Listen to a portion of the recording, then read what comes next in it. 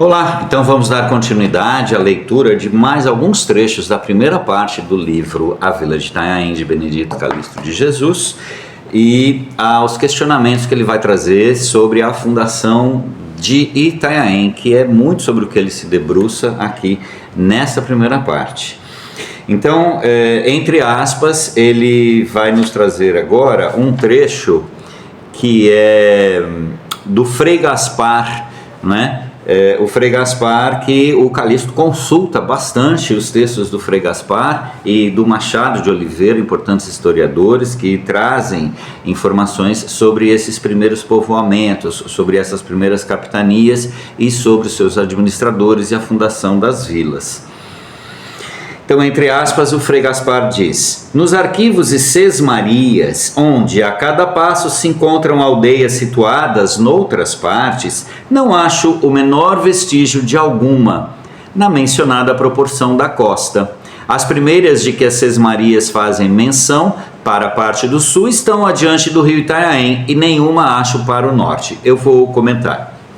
Sesmaria é aquele trecho de terra dentro da capitania. Nós estamos na capitania de São Vicente e há as sesmarias, que é a concessão de pedaços de terra para os colonos que já estavam aqui, que chegaram com Martim Afonso de Souza e são eles os administradores desses pedaços de terra. O que o Frei Gaspar está dizendo é que nos arquivos e nas sesmarias, né, aonde estão situadas muitas aldeias, ele não acha vestígio de nenhuma aldeia como a mencionada, né, a aldeia dos Itanhaéns. E ele diz que as sesmarias fazem menção apenas de aldeias para a parte do sul, adiante do rio Itanhaém. Então esse trecho que o Calixto destaca, entre aspas, do Frei Gaspar, é para enfatizar o fato de que, então, para quem não conhece aqui o litoral sul de São Paulo, eu vou explicar que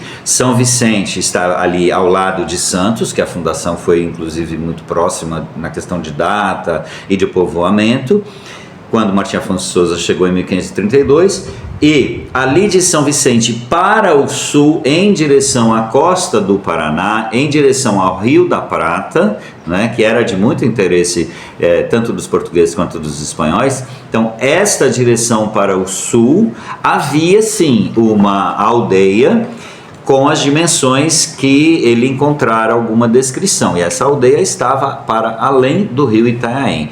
Conforme o Calixto já disse ontem, ou melhor, ontem foi quando eu gravei o vídeo, conforme o Calixto já disse no texto anterior, a vila de Itanhaém, ela começa a partir de um aldeamento próximo à aldeia dos Itanhaéns, que estava entre o rio Itanhaém e o rio Peruíbe, né? Isso está muito bem expresso nos vídeos anteriores. Agora, o outro autor, o outro historiador, Machado de Oliveira, que tem um livro que se chama O Quadro Histórico da Província de São Paulo, na parte que se refere a essa etnografia indígena, ele diz o seguinte: o Machado de Oliveira vai fazer uma descrição dos indígenas dessa região. Dos tupis, supõe-se, provinda, além de outras tribos desconhecidas, passando uma moto aqui, então vou repetir. Dos tupis, supõe-se provinda, além de outras tribos desconhecidas, a dos Itanhaéns e mais outra, que deu o pessoal para se formar a aldeia de Peruíbe, posta no litoral a pouca distância da aldeia de Itanhaém, sendo ambas de origem comum na sua raiz etnográfica. Ou seja, nesse trecho, o Machado de Oliveira, antecessor ao Calixto, dá subsídio para os questionamentos que o Calixto traz nesse livro, dizendo que sim,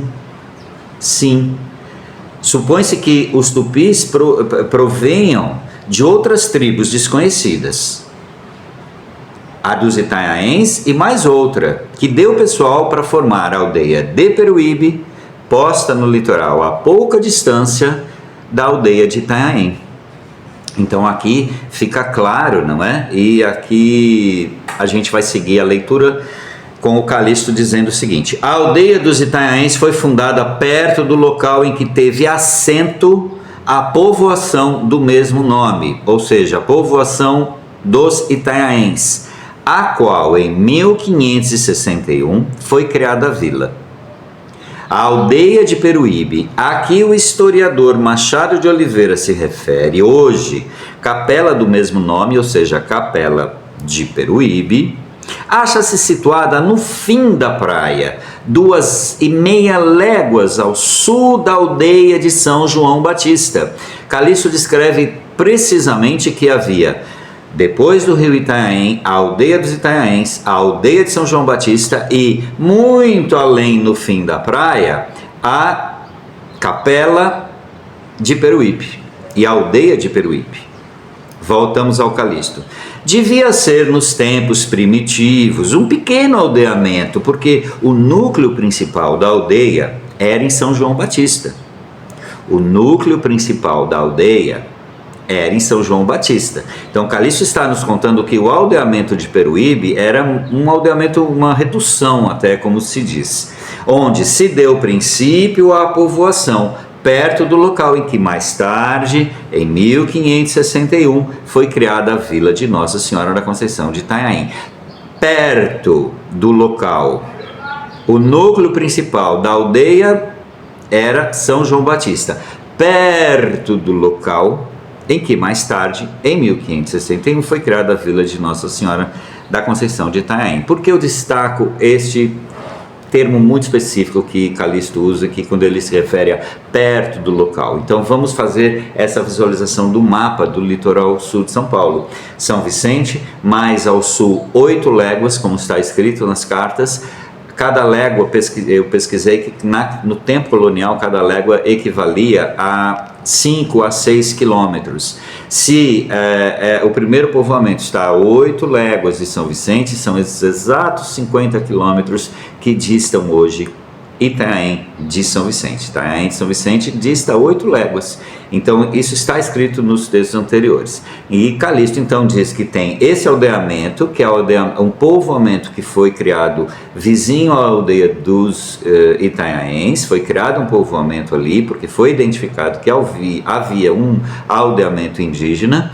Então, trouxeram colonos para se estabelecerem aqui, fazerem contato com os indígenas, e só mais tarde chegariam os jesuítas. E por que os jesuítas chegam neste ponto, depois de pararem em São Vicente? Porque eles já tinham conhecimento prévio, muito prévio, deste aldeamento dos Itanhaéns e do povoamento já de primeiros colonos ali, os primeiros que povoaram a vizinhança da aldeia dos Itanhaéns. E neste parágrafo, Calixto nos conta que 2,5 léguas adiante ao sul tem a aldeia de Peruíbe.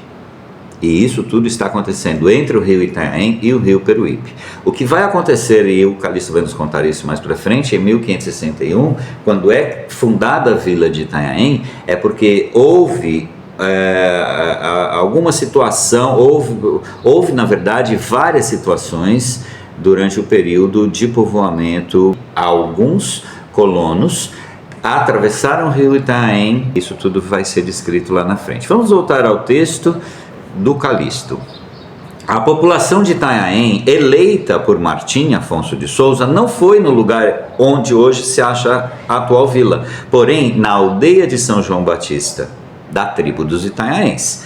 Calixto deixa isso muito claro aqui, que a população que foi eleita por Martim Afonso, quando Martim Afonso, vamos selecionar aqui as famílias que vão lá, ou os colonizadores, ou os homens, eu não sei como era a situação, que vão lá fazer o povoamento ao lado da aldeia dos índios Itanhaéns.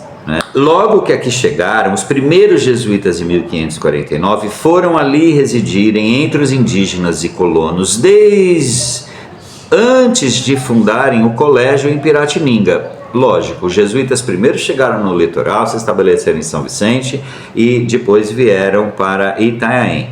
E depois subiram a serra em direção a Piratininga. E deram imediatamente começo às obras da igreja e do estabelecimento do colégio.